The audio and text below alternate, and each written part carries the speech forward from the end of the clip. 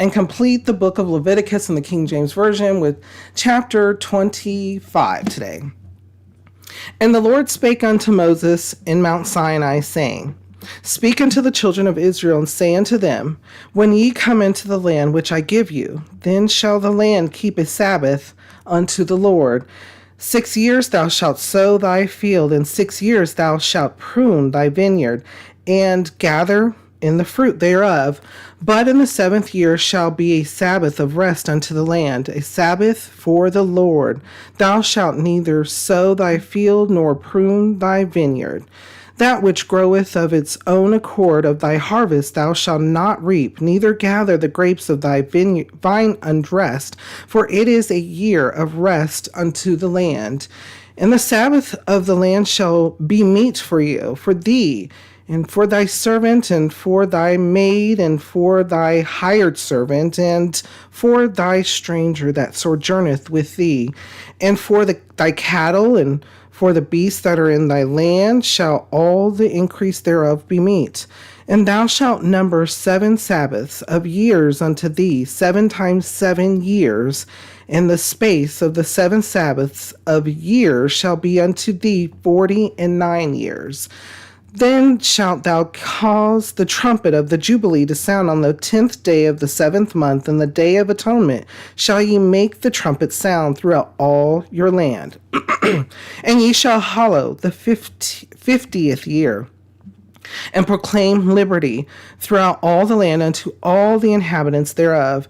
It shall be a jubilee unto you, and ye shall return every man unto his possession, and ye shall return every man unto his family. A jubilee shall that 50th year be unto you. Ye shall not sow, neither reap that which groweth of itself in it, nor gather the grapes in it of thy vine undressed. For it is the jubilee, it shall be holy unto you. Ye shall eat the increase thereof out of the field. In the year of this jubilee ye shall return every man unto his possession. And if thou sell aught unto thy neighbor, or buyest aught of thy neighbor's hand, ye shall not oppress one another. According to the number of years after the jubilee thou shalt buy of thy neighbor, and according unto the number of years of the fruits he shall sell unto thee. According to the multitude of years thou shalt increase the price thereof, and according to the fewness of years thou shalt diminish the price of it. For according to the number of the years of the fruits doth he sell unto thee. Ye shall not therefore oppress one another, but thou shalt fear thy God, for I am the Lord your God. Wherefore ye shall do my statutes, and keep my judgments, and do them, and ye shall dwell in the land in safety, and the land shall yield her fruit, and ye shall eat your fill, and dwell therein in safety. And if ye shall say, What shall we eat the 7th year? Behold, we shall not sow, nor gather in our increase. Then I will command my blessing upon you in the 6th year, and it shall bring forth fruit for 3 years. And ye shall sow the 8th year, and eat yet of old fruit until the 9th year. Until her fruits come in ye shall eat of the old store. The land shall not be sold forever, for the land is mine. For ye are strangers and sojourners with me. And in all the land of your possession ye shall grant a redemption for the land. If thy brother be waxen poor and hath sold away some of his possessions, and if any of his kin come to redeem of his possession, and if any of his kin come to redeem it, then shall he redeem that which his brother sold. And if the man have none to redeem it, and himself be able to redeem it, then let him count the years of the sale thereof, and restore the overplus unto the man to whom he sold it, that he may return unto his possession.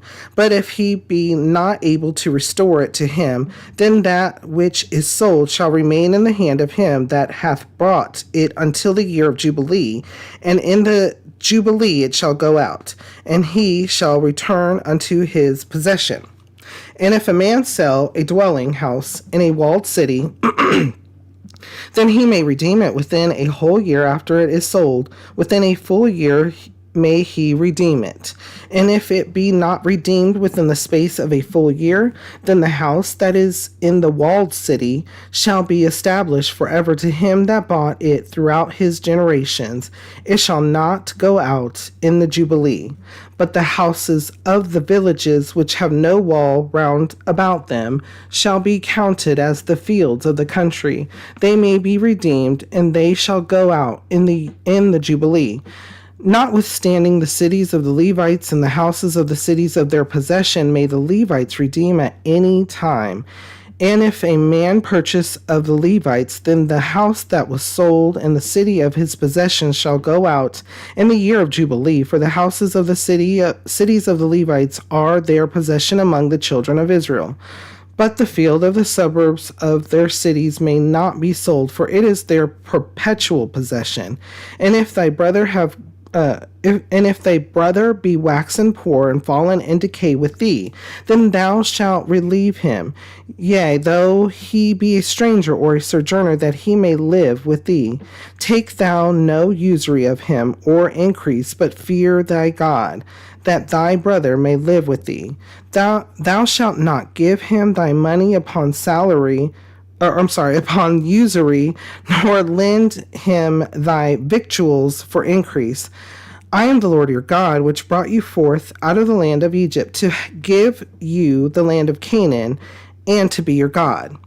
And if thy brother that dwelleth by thee be waxen poor and be sold unto thee, thou shalt not compel him to serve as a bondservant, but as an hired servant, and as a sojourner. He shall be with thee, and shall serve thee unto the year of Jubilee.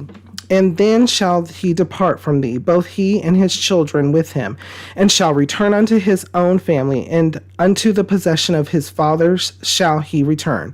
For they are my servants, which I brought forth out of the land of Egypt. They shall not be sold as bondmen.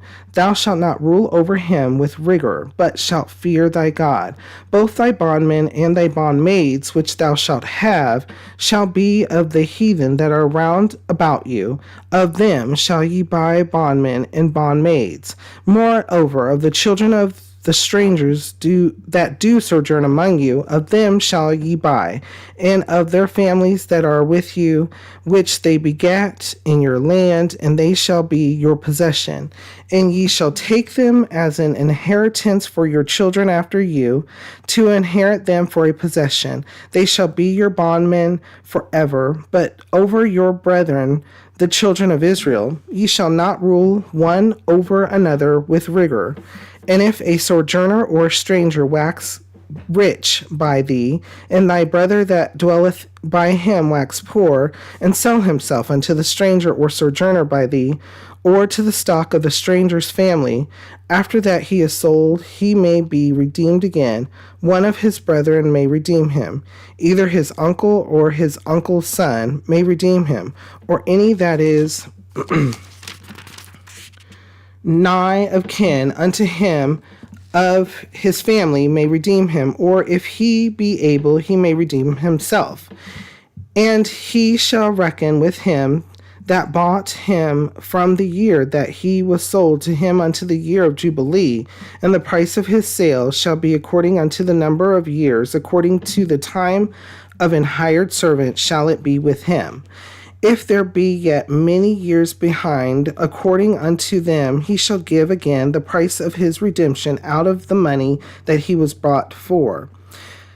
And if there remain but few years unto the year of Jubilee, then he shall count with him, and according unto his years shall he give him again the price of his redemption. And as a yearly hired servant shall he be with him, and the other shall not rule with rigor over him in thy sight. And if he be not redeemed in these years, then he shall go out in the year of Jubilee, both he and his children with him. For unto me the children of Israel are servants. They are my servants, whom I brought forth out of the land of Egypt. I am the Lord your God. Okay, another huge chapter, right? Huge chapter. There's a lot of information in here. First, was going back to chapter 25, verse 16. Listen to this. According to the multitude of years, thou shalt increase the price thereof, and according to the fewness of years, thou shalt diminish the price of it. For according to the number of the years of the fruits doth he sell unto thee. Ye shall not therefore oppress one another, but thou shalt fear thy God, for I am the Lord your God. So during this time frame, when people would want to sell their land or sell things to other people because of need, because of want, what have you, including lands that crops were on and such, then it would be sold for a price that is acceptable between the years of Jubilee, because once those years are up, then that land would be given back to the person who sold it, as to not make a person permanently poor, or a family or a tribe permanently poor, that they would be able to rehab the land. Now, there are two different ways. There were a person can redeem it, as was stated throughout. If thy brother be waxen poor and hath sold away some of his possessions, and if in verse 25, and if any of his kin come to redeem it, then shall he redeem that which his brother sold. So it can be repurchased back from the selling of during that time frame. However, it would be given back in the year of Jubilee, particularly. So you have the 7 years of work and then being released, but then you have the 49, and then the 50th year, the year of Jubilee, when the trumpets sound and it's full on celebrations that whole year. Amazing. And literally just living off of what the Lord has blessed them with, that they would provide the land back, provide the goods, or the land back, the purchase back to the original person, the original tribe, or the original family. Again, just to make sure that there is no lifelong poor, that there is things to work towards to, because even back then, there were times where there was struggling. There were times of going through hardships. And so the Lord saw that, and the Lord was like, okay, people can help. And then what can happen is people won't abuse that help. They'll recognize that help and provide just due assistance or payment. And then that person would be able to obtain the land back after so long. So that way it's to keep people from being impoverished continually. Bringing past to present, there's a lot there. There's a lot of things to think about. Now, we can look at it from the outside, from the not being impoverished for long and the different things in civilization to help people grow. But we can also look at it from an eternal spiritual perspective too. So we do know, and the Lord does know this too, if you've been with us through the NIV version, that troubles can come on to us, and how we feel emotionally, how we are drained, how we are at a loss, how we are weakened, how we are stricken, how we feel that we are just down and out at our lowest. The Lord knows that, because he sees that. He knows those are human emotions. But joy comes in the morning. The Lord our God is our Savior. He is the Good Shepherd. His promises over and over and over again to come into his rest, to come into that Jubilee. He is there with us through all of our struggles in life. People who may suffer from psychiatric things such as depression, people who suffer losses, people who go through catastrophes and tragedies, people who just on an everyday basis may be let down for some reason, or may not succeed where they thought, hey, I did everything I was supposed to do, right? Well, the Lord is here with us. He is the good shepherd. He is also the person that helps encourage us, and he is love. And we can go to him and rejoice in his jubilee, rejoice in his rest as he shows us. So yes, there may be a time, and there is a time for everything, as the Bible tells us. The time to collect stones, the time to, there's that verse. If you know where the verse I'm talking about, it's a long list of verses that are a time to sing, praise, it's time to have joy, a time to weep.